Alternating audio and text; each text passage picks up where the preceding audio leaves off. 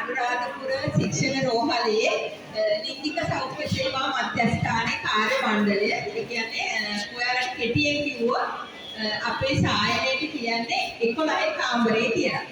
එතකොට මේ 11 කාමරේ ගැන ප්‍රජාව එහෙම නැත්නම් රෝහලට එන සහ රෝහලට නොඑන බොහෝ දෙනෙක් දන්නේ නැහැ තාම. ඒ වගේම එන්න බැරි වෙන තැනක්. ඒකට හේතුව තමයි අපි මේ ලිංගාසිත රෝග. මොකද අපේ සායනයේ වැඩිපුර කතා කරන්නේ ලිංගාසිත රෝග ගැන. ඒ වගේම මේ ලිංගාසිත රෝග වලට සමාජ රෝග කියන හන්දා බොහෝ අය මේ සායනයට එන්න මැලිකමක් දක්වනවා. ඒ නිසා මේ රෝග ව්‍යාප්තිය වැඩිවීමක් මේ වන විට පෙන්눔 කරනවා. ඇත්තටම ජනගහනයට ඒ කියන්නේ ප්‍රජාවට සාපේක්ෂව විශාල ප්‍රමාණයක් මේ රෝග නැතත් යම් තරමක වැඩිවීමක් මෑත කාලයේ තියෙනවා. ඒකට ප්‍රධාන හේතුව තමයි බොහෝ අය මේ රෝග පිළිබඳ දැනුවත්භාවය අඩුකම. ඒක යම් තරමකට හරි වැඩි කරන්න තමයි ලිංගික සෞඛ්‍ය සේවා මධ්‍යස්ථානය එහෙම නැත්නම් 11 කාමරේ අපි ඇවිල්ලා ඉන්නේ. මම වෛද්‍ය නිලධාරියෙක් එතනින්ද.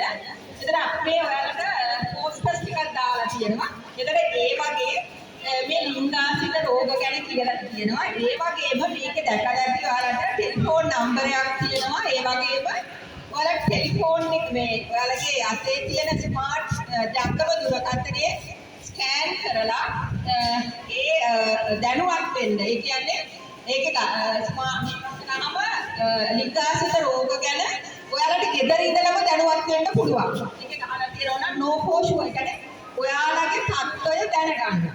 එතකොට එතෙන්ට රෝහලට එන්න ඕනේ නෑ. දුරකථනයෙන් දැනුවත් වෙන්න පුළුවන්. එතකොට ඒ වගේම දුරකථනය මගින්ම ඔයාලට අපේ ලිංගික සෞඛ්‍ය සේවා මධ්‍යස්ථානයට හරි ලංකාවේ මේ වගේ ලිංගික සෞඛ්‍ය සේවා මධ්‍යස්ථානයේ වගේ STD ක්ලිනික් කියලා අපි කියනවා. ඒ කියන්නේ ලිංගාසිත රෝග සහ ඒ ලිංගික ප්‍රදේශය ගැන ඔයාලට ඕනම ආකාරයේ දැනුවත් වීමක් ඒ වගේ ප්‍රතිකාරයක් ඒ සායනයෙන් ලබා ගන්න පුළුවන්. එතකොට ඔයාලට ඕන නම් ඒක තමන්ට අපොයින්ට්මන්ට් එකක්. ඒ කියන්නේ මට එන්න පුළුවන් වෙලාවට ඉල්ල ගන්නත් පුළුවන්. එතකොට දුරකථනයෙන්ම වෙලාවක් ඉඳගෙන සායනයට ඇවිල්ලා ඔයාලගේ සේවා පහසුවෙන් ලබා ගන්න පුළුවන්. ඇත්තට මේ ලිංගික ප්‍රදේශය කියන එක හැමෝටම තියෙනවා. එතකොට ලිංගාසිත රෝගයක් ඇතුව ඒ කියන්නේ සමාජ රෝගයක් ඇතිලා හරි එහෙම නැත්නම් ලිංගාසිත ප්‍රදේශයේ තියෙන ඕනෑම රෝගයකට අපේ සායනයේ ප්‍රතිකාර ගන්න පුළුවන්. ඒ වගේම සමාජයේ මේ සම්බන්ධයෙන් පොඩි කොන්කිරීමක් තියෙනවා. ඇත්තට මේ කොන්කිරීම නිසා සහ අර සමාජයේ තමන් ගැරහීමට ලක් වෙයි කියලා මේ ලිංගාසිත රෝග තියාගෙන සමහර අය ප්‍රතිකාර ගන්නෙ නැහැ. ඇත්තටම එහෙම විය යුතු නැහැ. මේ රෝග බොහෝ අයට තියෙනවා. සමහර අය හැංගිලා ප්‍රතිකාර ගන්නවා රජේ රෝහලෙන් හරි එහෙම නැත්නම් පෞද්ගලිකව ගිහිල්ලා. එතකොට ඒ නිසා සමහර රෝග නිවැරදිව ප්‍රතිකාර නොලැබෙන්න පුළුවන්. ඒ ප්‍රතිකාර නොලැබීම ඔයාලට විතරක් නෙමෙයි බලපාන්නේ. සමහර විට ගෙදර ඉන්න නෝනට ලෙඩක් හැදුනොත් ඒක මහත්යටත් බලපාන්න පුළුවන්. ඒ විතරක් නෙවෙයි. ගර්භණී සමයේ ඉන්න ඒ කියන්නේ තරුණ කෙනෙකුට ලිංගාසිත රෝගයක් හැදුනොත් තමන් ගර්භණී වීමට බලපානවා. ඒකට සමහරට ගර්භණී නොවෙන්නත් පුළුවන්. ලිංගාසිත රෝගයක් හැදිලා නිවැරදිව ප්‍රතිකාර ගත්තේ නැත්නම් ගර්භණී නොවෙන්නත් පුළුවන්. ඒ වගේම ගර්භණී සමයේදී ලිංගාසිත රෝගයක් හැදුනොත් ඒක දරුවට බලපාන්නත් පුළුවන්. එතකොට ඒකෙදී ඔයාලගේ දරුවා ලෙඩ වෙන්න පුළුවන්. සමහරට දරුවා ගර්භාවක් වෙන්න පුළුවන්. මියගිය දරුවෙක් හම්බෙන්න පුළුවන්. එතකොට මේ වගේ අතුරු ආබාධ රැසක් තියෙන ලිංගාසිත රෝග පිළිබඳ ඔයාලා දැනුවත් වීම හරි වටිනවා. ලෝකෙම ගත්තාම මේ ලිංගාසිත රෝග එකම විදියට තියෙන්නේ. ඒ කියන්නේ අපේ රටේ වගේම අපේ රටේ දැන් මංකල් ලිංගාසිත රෝග සායන 41ක් ලංකාව පුරා තියෙනවා.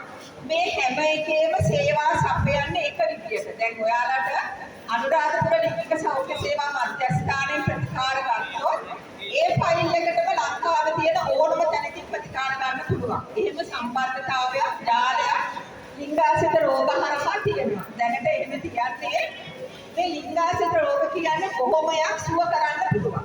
ඒ වගේම ප්‍රතිකාර අරගෙන සාමාන්‍ය ජීවිතයක් එක පෞද්ගලික ජීවිතයක් ගත කරන්න පුළුවන්. දරුවෝ හදන්නත් පුළුවන්. මොකද මේක ගැන හරි දැනුවත් වීමක් නැති නිසා තමයි අද සමහර වෙලාවට වල පිළිගැන්විලා ඉන්නේ රෝගීන් කොන් කරන්නේ රෝගීන් ප්‍රතිකාර වලට එන්නේ නැත්තේ. මම පොඩ්ඩක් HIV ගැන කියන්නම්. HIV එහෙම නැත්නම් ඔයාලා ගොඩක් අය දන්නේ AIDS කියලා. ඒතර HIV කියන්නේ වෛරසයක්. එතකොට HIV වෛරසය යම් කෙනෙක් ආසාදනය වෙලා ඉන්නකොට එයා රෝග ලක්ෂණ පෙන්වන්න ගියාම තමයි අපි AIDS කියන්නේ. AIDS කියන තත්ත්වයට ආවහම ප්‍රතිකාර නොකරොත් මාරාන්තිකයි. හැබැයි ලංකාවේ HIV වලට AIDS වලට හොඳටම ප්‍රතිකාර තියෙනවා.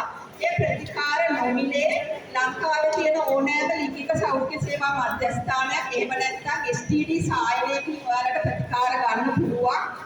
ඒවා රහසිගතව ඒ වගේම දැන් අඩු ගානේ ගෙදර නෝනට ලෙඩක් තියෙනවා නම් අපි මහත්යටවත් කියන්නේ. මොකද ඒ තරම් රහසිගතව ඔයාලගේ සේවා මේ ලිංගාසිත රෝග සායන වලින් ලබා දෙනවා. එතකොට ඒ ලබා දීම තුලින් අපි කරන්නේ ඔයාලා රහසිගතව කරන්නේ මොකද සමාජයේ තියෙන මේ කොන්කිරීම අපිට බලපන්න ඕනේ. ඒ වගේම ප්‍රතිකාරවලට ඔයාලගේ පැමිණීම ඉතාම අවශ්‍ය වෙනවා. HIV කියන්නේ ප්‍රතිකාර වලින් හොඳටම සමන් නිරෝගී කරලා බෙහෙත් ගන්න පුළුවන්. ඒ කියන්නේ ඔයාලගේ උපතේදී අපේක්ෂිත ආයු කාලය අවුරුදු 100ක් නම් HIV බෙහෙත් ගත්තා කියලා ඒ අවුරුදු 100 අඩු වෙන්නේ නැහැ. හැබැයි හරියට බෙහෙත් ගන්න ඕනේ. ලංකාවේ නොමිලේ අපේ බෙහෙත් දෙන්නේ සෞඛ්‍ය අමාත්‍යාංශ විශාල මුදලක් මේ සඳහා වැය කරනවා. සමහරවිට